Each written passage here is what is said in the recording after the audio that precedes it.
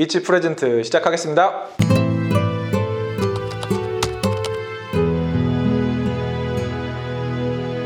네, 안녕하세요. 프랭크썸 아동복의 송효수입니다. 안녕하세요. 한국간호사 코칭협회 송세실입니다. 안녕하세요. HRC 노무법인 문서윤 노무사입니다. 대표님, 요새 저희가 밖에 사람들이 없어요. 자영업을 하시는 대표님들이 계속 폐업하시는 대표님들도 이미 많이 나타나고 있고 힘들다 이런 얘기가 계속 나오고 있는데 슬기롭게 해결하기 위해서 좀 노무사님께서 이제 국가 정책들이나 이런 걸 많이 알고 계시니까 그런 얘기들을 나눠보고자 합니다. 우선은 제일 무서운 게 일단 확진자가 나왔다, 그리고 접촉자가 나타났다, 이런 것들을 보건당국에서 받았을 때 그러면 어떻게 되게 되나요? 일단은 보건당국에서 입원이 결정이 되거나 격리가 된 경우에는 사업주 쪽으로 이제 지원금이 지급이 되는 게 있어요. 네. 하루 최대 13만 원까지 지원이 되고 그다음에 국민연금공단에서 지급이 됩니다.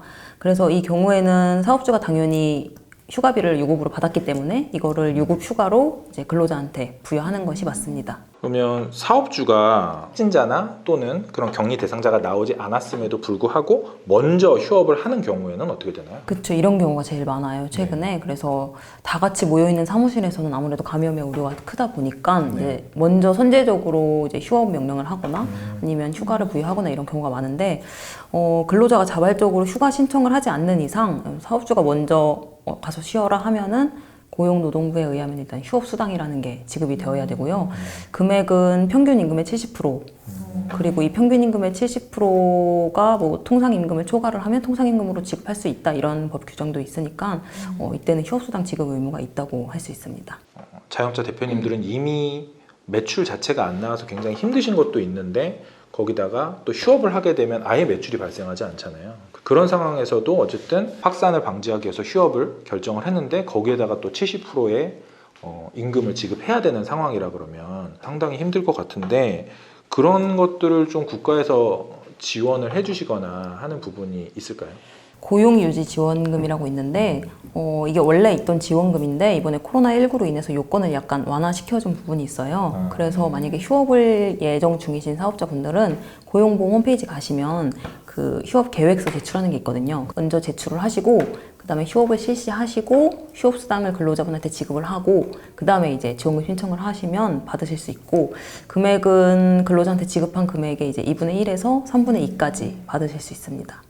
그러면 어쨌든 자영업자 대표님들은 좀 고용보험 홈페이지를 지금까지는 많이 안 들어가 보셨을 텐데 좀 들어가서 보시면서 이런 정부 지원금이 나에게 맞는 게 어떤 것이 있나 이런 것들은 좀 계속 보셔야겠네요. 고용보험 홈페이지에서는 아까 말씀드린 그 고용유지지원금 신청하는 곳이고 전반적인 지원금을 확인하시려면 뭐 고용노동부 홈페이지도 괜찮고 관할 고용센터 홈페이지나 이제 유선으로 확인하는 것이 가장 정확합니다. 어쨌든 저희가 사업주 입장에서 이런 사항들을 좀 여쭤봤는데 직원분들도 사실 굉장히 불안하실 거예요. 아무래도 출근을 해야 되는 그 과정 자체가 굉장히 여러 사람들하고 접촉을 하니까요. 그래서 그런 경우에 이제 직원들이 자발적으로 무급휴가를 신청하거나 이런 경우도 있을 텐데 그런 경우에는 어떤가요? 가능합니다. 아까 말씀드린 휴업은 근로자가 이제 근로 제공 의사가 있는데도 불구하고 사업주가 일방적으로 근로 제공을 이제 거부하는 거라서 휴업수당을 지급하라는 거고, 근로자분들이 자발적으로 뭐 무급휴가를 신청한다던가 아니면 본인 연차를 쓴다던가 하는 건 얼마든지 가능하고요.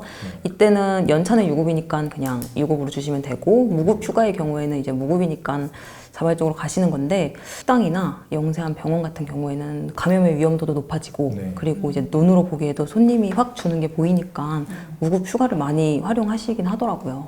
이츠 프레젠트는 B&I 프레젠트 챕터 대표님들의 지식과 경험을 공유하는 채널입니다. 좋아요와 구독 부탁드립니다. 제가 얼마 전에 기사를 봤는데 한 간호사 남편이 회사에서 무급휴가를 신청하도록 압박을 받았다고 하더라고요. 잠재적인 감염원이 될 수 있기 때문에 이런 경우에는 그분은 어떻게 하는 게 좋을까요? 강요는 불가능해요. 강요는 불가능하고 자발적인 의사로 써야지 유효하게 가능한 거고요.